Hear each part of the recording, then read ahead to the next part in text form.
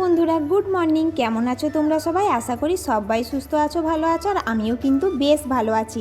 আজকে আবার অনেকটা ভোর ভোর ঘুম থেকে উঠেছি, প্রায় 4:30-র দিকে। তো সেই 4:30-র দিকে ঘুম থেকে উঠে বাড়ির সমস্ত বাসি কাজ করে চান করে নিয়েছি। চান করে এখন করব ঠাকুরের পুজোর জোগাড়।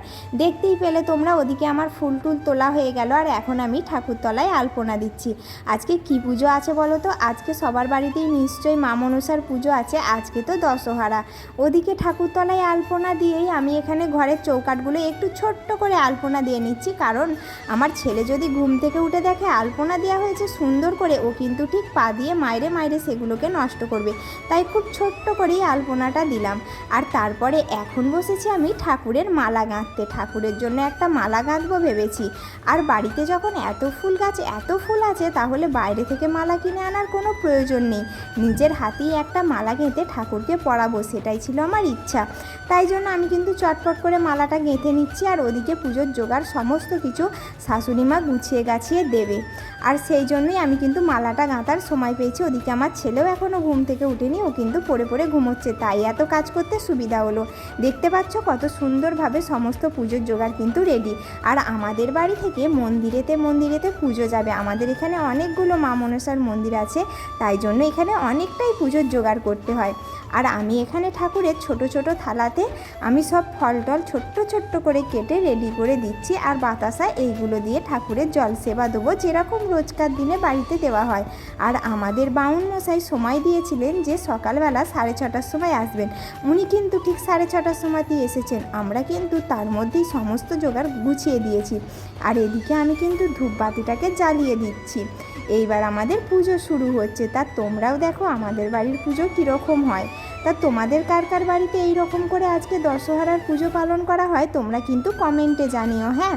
আর এদিকে আমাদের পুজো শেষ হয়ে গেছে। আর এখন প্রসাদ খাইয়ে বাবুসোনা ঘুম থেকে ওঠার পরে বাবুসোনাকে একটুখানি ছাতু মাখা খাওয়াচ্ছি। আসলে রোজ সকালবেলা ঘুম থেকে উঠে বাবুসোনা ছাতু মাখা খায়। ওদিকে তো চান হয়েই গিয়েছিল। এখন আমি আর বাবুসোনা দুজনে মিলে রেডি হয়েছি আমাদের এখানে একটা মন্দিরে পুজো দিতে যাওয়ার জন্য। তো পুজো দিতে এখন বেরিয়েও পড়েছিলাম। তারপরে পুজো দিয়ে এসে এখন আমাদের বাড়িতে যত ঠাকুরের থালা বাসন জড়ো হয়েছিল সব কিন্তু আমি মেজে ধুয়ে তুলে রাখবো। কেন বলো তো? এগুলোতে না হলে প্রচণ্ড পিঁমড়ে হয়, তো তাই খুব অসুবিধা হয়ে যায়। তাই থালা বাসনটা ধুয়ে নিলাম। তোমাদের কিন্তু আমি মন্দিরের ঠাকুরটা শেয়ার করিনি এই কারণেই, কারণ আমি সবসময় মন্দিরে গিয়ে ঠাকুরের ছবি তুলি না। তারপরে চলে এসেছিলাম দুপুরবেলা ওই মন্দিরেতেই খিচুড়ি খেতে।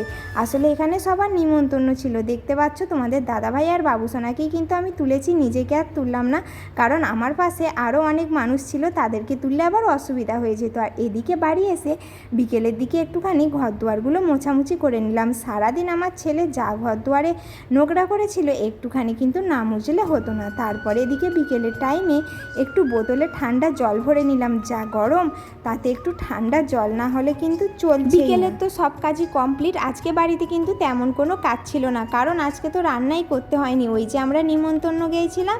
আর এদিকে দেখতে পাচ্ছ রাত্রেবেলা খাওয়ার জন্য একটুখানি আলুর তরকারি হচ্ছে। আর আমাদের বাড়িতে দশহরায় নিয়ম আছে, কোনো রান্নাই তেমন হয় না। আর ভাত বা কোনো তরকারিপাতি রান্না তো হয় না, শুধু একটু আলুর তরকারির জন্য মুড়ি এই আর কি খাওয়া হয়। আর তাই এখানে রাত্রেবেলা মুড়ি খাওয়ার জন্য অল্প একটু আলুর তরকারি করে নিলাম।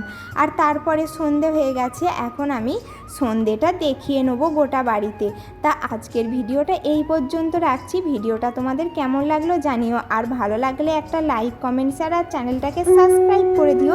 এই রকম আরও নতুন নতুন ব্লগের জন্য অনেক ধন্যবাদ এতক্ষণ আমার ভিডিওটা ধৈর্য নিয়ে দেখার জন্য।